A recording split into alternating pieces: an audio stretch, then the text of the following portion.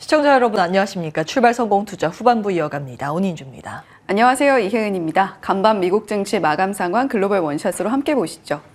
이제 본격적으로 2분기의 시작을 알린 미증시입니다. 3대 지수는 혼조세로 마무리를 했는데요. 전강 후약의 흐름으로 전반적으로 막판 갈수록 약세의 모습이 더욱더 심화됐습니다. 나스닥 지수만 소폭으로 상승 마무리를 했는데 이 배경에는 마이크론이나 마이크로소프트 같은 이런 반도체, AI 수혜주들의 움직임이 좀 컸고요. 반면에 전반적으로 종목들의 약세가 두드러졌던 하루였습니다.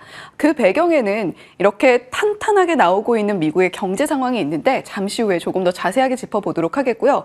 금은 연일 사상 최고치 랠리를 펼치고 있습니다. 2260달러 선도 돌파하는 모습을 보여줬는데 반대로 비트코인, 이더리움 가격은 전일 같은 시간 대비 하락하는 흐름, 특히 이더리움은 4% 넘게 빠지면서 보다 큰 낙폭을 보여줬습니다.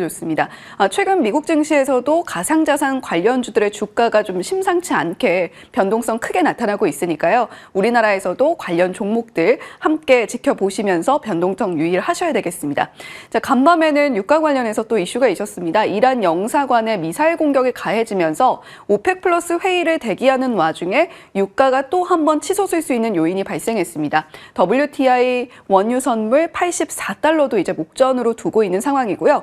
83.99달러 선에서 거래를 마쳤습니다. 자, 마이크론과 마이크로소프트, 테슬라 이야기 잠시 후에 조금 더 자세하게 짚어보겠습니다. 확실히 부담스러운 구간에 진입을 한 걸까요? 2분기의 첫 발걸음은 상당히 조심스러운 모습을 보여줬습니다. 비즈포크와 LPL 리서치에서는 현재 구간이 과매수권에 위치해 있기 때문에 상당히 조정이 임박해 있다라는 이야기도 함께 내놓고 있거든요. 우리가 이런 기관들의 이야기도 계속해서 귀 기울이면서 이 과매수권에 진입해 있지 않은 다른 종목들을 찾아 나가려는 투자자들의 시선도 함께 집중을 해봐야겠습니다. 간밤에는 중소형주 벤치마크인 러셀 2000은 1% 넘게 빠졌고요. 말씀드렸듯이 필라델피아 반도체 지수 1% 넘게 오름폭을 보여줬습니다. 자, 지금 시장은 조금 조심스러움에도 불구하고 공포 탐욕 지수 보시죠. 계속해서 치솟고 있는 모습도 확인이 되고 있으니까요. 이러한 투심이 어떻게 움직이게 될지 주시를 해보셔야 되겠습니다. 저희가 드라마에서 많이 보는 장면입니다. 고백을 해야 되나 안 해야 되나 나뭇잎을 한 장 한 장 떼면서 점을 치죠. 나뭇잎 점치기. 지금 시장은 금리 인하를 두고 나뭇잎 점치기를 하고 있는 듯한 분위기입니다. 파월 의장의 발언이 나왔을 때는 이제 우리 시장 더 갈 수 있겠다 하고 시장이 위쪽으로 치솟는 모습을 보여줬다면 이렇게 탄탄한 경기 지표를 보고는 또 금리 인하 시기 늦춰지는 거 아닌가라는 불안감에 시장이 흔들리는 모습을 계속해서 보여주고 있는데요. 미국의 제조업 지표 최근 추이를 좀 정리를 해봤습니다. 간밤에는 ISM 제조업 PMI가 나왔고 또 S&P 글로벌에서도 제조업 PMI가 발표가 됐는데 S&P 글로벌보다는 ISM을 조금 더 무게감 있게 보기 때문에 ISM 제조업 지표, 필라델피아 제조업 지표, 뉴욕 제조업 지표 등등을 정리한 표입니다. 진한 파란 색깔 선이 ISM 제조업 지표인데요. 끝쪽에 가서 고개를 드는 모습을 보실 수가 있을 겁니다. 이번에 50이 넘는, 그러니까 앞으로의 제조업 업황이 좋아질 것이다 라는 것을 반증하는 50보다 위쪽에 숫자가 나와줬기 때문에 긴 시간 동안 역대 세 번째에 해당하는 제조업 경기의 침체를 이겨내고 이제 본격적인 확장세에 들어갈 수 있을 것인가, 이 부분에 일단 시장의 방점이 찍혔다라고 보시면 될 것 같습니다. S&P 글로벌의 제조업 PMI는 사실 석 달째 계속해서 50포인트 위쪽을 웃돌고 있는데요. 일단 예상치와 전월치를 모두 밑돌긴 했습니다만 여전히 50포인트보다 위쪽이었고요. ISM 제조업 지표의 경우에는 전월치와 예상치를 모두 뛰어넘는 50.3이 발표가 됐습니다. 지금 블룸버그 자료를 보시면 이쪽 위쪽이 확장 국면, 그 아래쪽이 침체 국면입니다. 이번에 이렇게 본격적으로 확장 국면에 들어선다면 얼마나 또 이런 업황이 이어지게 될까까지 주시를 해보셔야 되겠고요. 이에 따라서 국채금리 수익률 일제히 급등세 보여줬습니다. 10년물이 4.3% 또 한 번 돌파하는 모습을 보여줬고요. 또 이번 주에는 연준 인사들의 발언이 포진이 되어 있습니다. 아무래도 국채금리에 더욱더 민감하게 반응을 할 수밖에 없는 시기이기 때문에 국채금리의 움직임 그리고 경기 지표의 움직임까지 계속해서 주시해 보시되 특히 이번 주에는 고용 지표가 상당히 많이 포진해 있는 상황이죠. 연준의 시선이 이제 경기보다 고용 쪽으로 이동을 해야만 우리가 금리 인하 내러티브를 조금 더 긍정적으로 점쳐볼 수 있다라는 이야기도 나오니까 고용 지표까지 계속해서 주시해 보시면 좋겠습니다. 자, 이제 마이크론 같은 경우는 배터리를 완충하고 달려나갈 준비를 하고 있는가 봅니다. 간밤에 전반적으로 지수가 혼조세를 보인 와중에서도 5.4%나 오름폭을 보여주면서 신고가 랠리를 펼치고 있는데요. 뱅크 오브 아메리카에서 마이크론이 HBM 수요 증가로 상당한 매출을 올릴 수 있을 것이다라는 전망과 함께 목표가를 크게 올려잡는 모습을 보여줬습니다. 지금 미국과 중국의 긴장감이 상당히 팽팽하게 이어지고 있는 와중에도 중국의 반도체 패키징, 테스트 공장 기공식도 열면서 중국 고객들도 놓치지 않겠다는 의지를 확실하게 드러내고 있고요.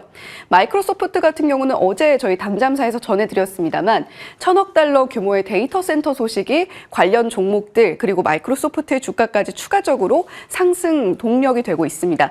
모건 스탠리에서 AI 밸류 체인을 정리를 했더라고요. 너무 종목들이 많아서 모두 한 화면에 담기는 조금 어려움이 있었습니다만 반도체 쪽에서 SK하이닉스, 삼성전자 이름 올리고 있는 모습 확인이 되고 있고 어제 또 특히 데이터 센터 쪽에서 우리가 서버 쪽 데이터 센터 쪽에서 네트워크 장비 쪽 주목을 해봐야 된다라고 말씀을 드렸는데 네트워크뿐만이 아니라 메모리 쪽에서 SK하이닉스 수혜주로 분류가 되고 있으니까요. 이 부분까지 체크해 보시면 좋겠습니다.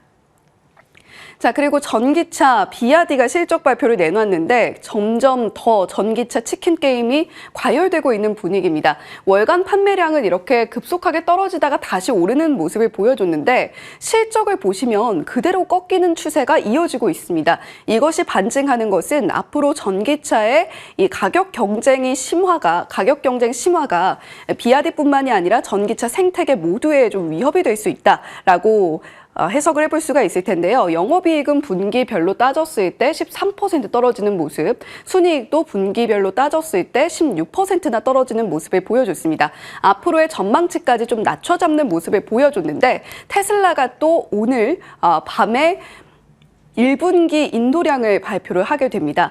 2013년에 테슬라가 처음으로 발표를 한 이후에 이제 이번에는 8.1%가량 오름세를 보여주는 인도량 전망치가 나오고 있는데요. 역대로 살펴봤을 때 한 자릿수 상승률이 이번이 처음입니다. 일단 팩트셋에서 이야기를 하고 있는 전망치만큼 나와줄까도 의문이긴 합니다만 테슬라의 이번 인도량 어떻게 나오는지까지 오늘 밤에 주시해 보셔야 되겠고요. 내일 당잠사에서도 꼼꼼하게 전해드리도록 하겠습니다. 네, 이렇게 간밤 미국 증시 상황 정리를 해봤는데 미국 증시는 2분기의 첫걸음을 다소 조심스럽게 뗐네요. 그러게요. 우리 시장도 어제 사실은 좀 눈치 보기가 장 후반에 나왔습니다. 함께 보시죠. 지수가 좀 아쉽긴 했는데 어찌되었든 만우절은 조용하게 지나갔습니다. 특별한 일이 없이 지나갔는데 외국인은 그래도 5거래일 연속 순매수를 이어갔습니다. 코스피 장 초반에 강했지만 결국 상승폭을 거의 반납하면서 보완 마감이 됐고요. 오히려 자금이 중소형주로 이동하면서 코스닥 시장이 훨씬 더 강한 흐름을 보였습니다. 예전에는 밸류업, 그 다음으로는 반도체, 어제는 반도체에서 다시 중소형주, 반도체 소부장 그동안 눌려 있었던 중소형주라든지 다른 소외 섹터 쪽으로 자금이 확실히 이동했습니다. 특히 그러면서 코스닥 시장 안에서 상승 종목 수가 1,000개 이상 넘어갔는데요. 2개월 만에 최다를 기록했습니다. 블룸버그 통신에서는 지금 AI 열풍인데 그로 인해서 한국 증시에 외국인이 계속 순매수를 한다고 보도하기도 했습니다. 1분기에 한국 주식시장에서 외국인이 122억 달러 순매수를 했는데 일본에 이어서 두 번째로 한국을 많이 샀다 이런 내용이고요. 종목으로 봤을 때는 삼성전자 2위가 SK하이닉스였습니다. 물론 어제 삼성전자 장 초반에 흐름이 좋았지만 이런 차익 실현 매물 출회가 나오면서 후반에는 좀 약한 모습을 보였습니다만 반도체 산업에 대해서 긍정평가는 지속되고 외국인의 순매수는 이어졌습니다. 골드만삭스에서는 앞으로 이게 끝이 아니라 더 많은 자금이 한국에 유입될 여지가 남아있다고 봤습니다. 그 근거로는 2020년에서 2022년 사이에 500억 달러라는 자금이 대규모로 한국을 이탈했기 때문에 외국인의 지분이 여전히 낮다는 평가를 내고 있습니다. 오늘 반도체 정부 일정이 있어서 아래에 개입을 해봤고요. 오후 2시 30분입니다. 산자부 1차관 주도로 AI 반도체 협업 포럼 출범식이 예정이 돼 있는데 반도체의 기업과 필요한 쪽 수요 기업 간의 협력의 장이 될 것이라고 보도되고 있습니다. 중국 이야기를 좀 해볼까요? 중국 제조업 지표가 서프라이즈를 나타냈습니다. 국가통계국에서 집계하는 3월 제조업 PMI도 예상치를 웃돌았고 6개월 만에 기준선인 50을 넘어서는 확장 국면으로 전환이 됐습니다. 차이신에서 집계한 제조업 PMI도 예상을 웃돌면서 13개월 만에 최고치를 다시 썼습니다. 그러면서 사실 어제 아시아권이 막 좋지는 않았지만 일본 증시도 1% 넘게 빠졌지만 상대적으로 상하이 종합주가지수가 아웃퍼폼하면서 1% 넘는 급등세를 시현했습니다. 어제 우리 시장에서도 코스피는 약했지만 업종별로 봤을 때는 중국 소비주가 확연하게 웃음꽃을 피웠습니다. 대표적으로 화장품, 미용기기, 치과, 면세점, 항공, 카지노, 여행, 의료, 식품이 될 수 있겠고요. 사실은 이런 제조업 지수와 밀접한 연관이 있는 건 시클리컬 쪽입니다. 석유화학이 강세 흐름을 보였습니다. 증권사마다 의견은 좀 분분하더라고요. 대부분의 증권사에서는 중국 조금 더 기대를 갖고 보자라는 목소리를 내고 있습니다. 대표적으로 유안타증권과 SK증권인데 지금 극단적으로 중국 경기 부진 더 할 거라고 가정하더라도 적어도 단기 순환적 반등 가능성이 있다라고 보면서 경기 민감주 관심 지속 유효하다. 대표적으로 어제 오른 화학이 여기에 해당될 수 있겠고 중국 공장 우리나라 가지고 있는 쪽이 사실 반도체도 해당이 됩니다. SK증권은 중국은 글로벌에서 그동안 가장 부진했기 때문에 상승 탄력이 붙는다면 생각보다 업사이드 폭발력이 있을 거라는 의견도 냅니다. 반면에 한화 리서치에서는 중립적인 의견을 냈는데요. 물론 기저 효과와 중국 경기 저점 통과를 하는 부분을 감안한다면 올해 우리 수출 데이터, 대중국 쪽으로 가는 수출 데이터가 증가로 전환될 것이다. 이게 유력시 되고 있다라는 코멘트를 달고 있습니다. 다만 이 회복 속도가 아주 급격한 전개가 아닌 완만한 회복이라면 중국의 수요가 수출 증가세 둔화 방향성을 완전히 끌어올리기는 어려울 거라는 내용도 있습니다. 그 근거로 대외 수요 회복도 아직 더디고 재고 부담도 있고 정책 강도도 불확실성을 띠고 있기 때문이다라는 부분도 같이 정리해 보셔야 하겠습니다.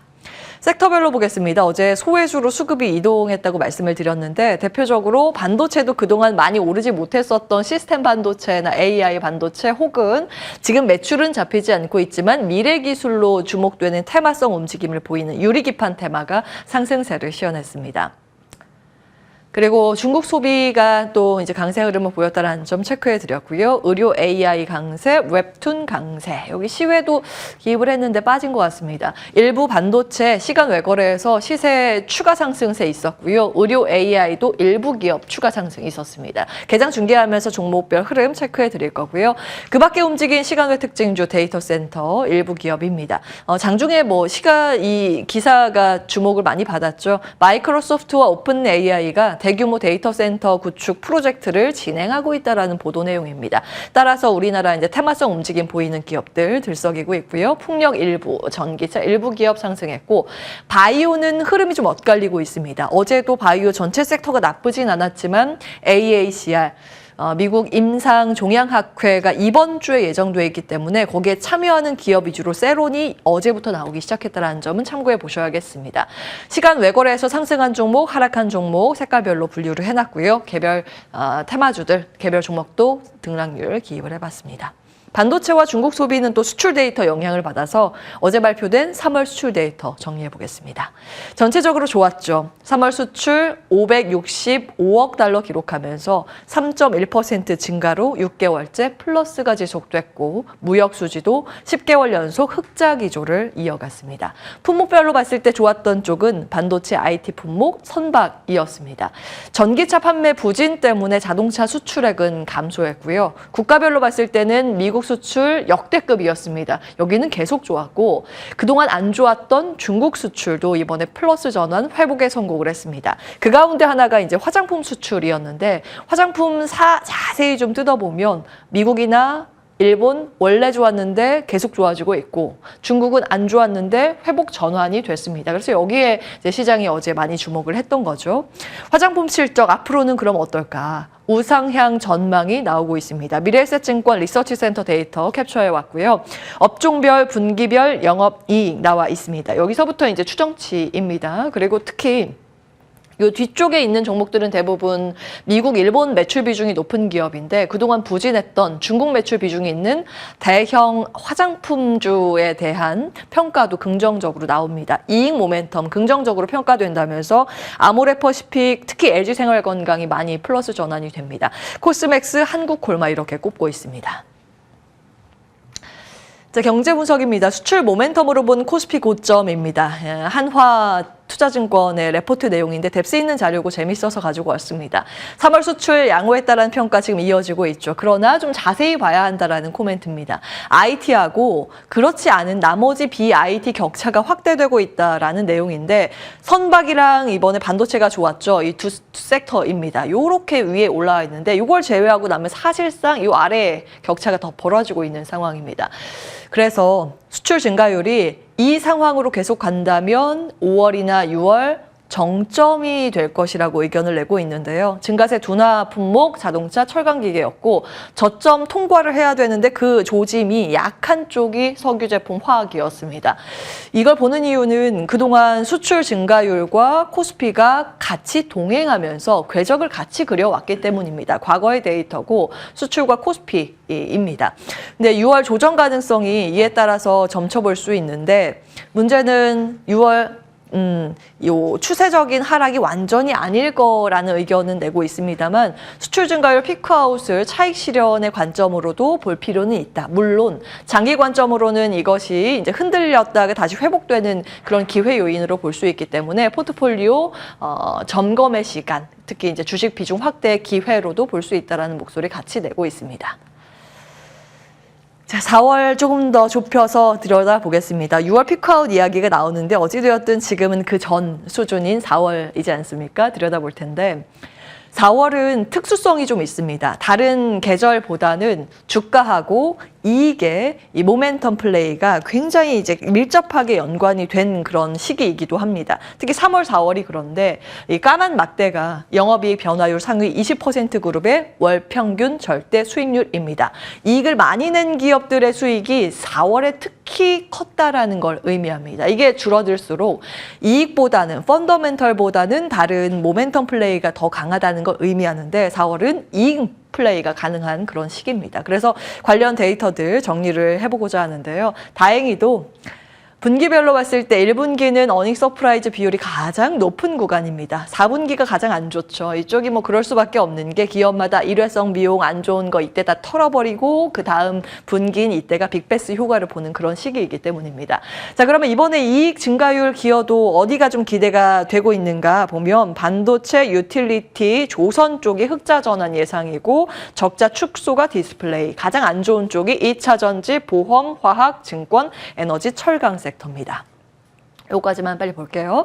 자, 4월에 또 다른 알파 패시브 이벤트 있습니다. 코스피 이전 상장 이벤트도 또 주목이 되는데 요 구간에서 과거 데이터 봤을 때는 이 이익이 가장 좋았습니다. 지금 연 매출이나 이익 기준으로 이전 상장 요건 충족되는 기업은 에코프로 BM 정도가 될 수 있겠고요. MSCI 5월 분기 리뷰를 봤을 때는 지금 알테오젠과 HD 현대일렉트릭이 이제 충족 신호를 내고 있습니다. 발표일이 5월 15일이 얼마 안 남았죠. 그래서 이 내용도 함께 참고해 보시죠. 당잠사였습니다.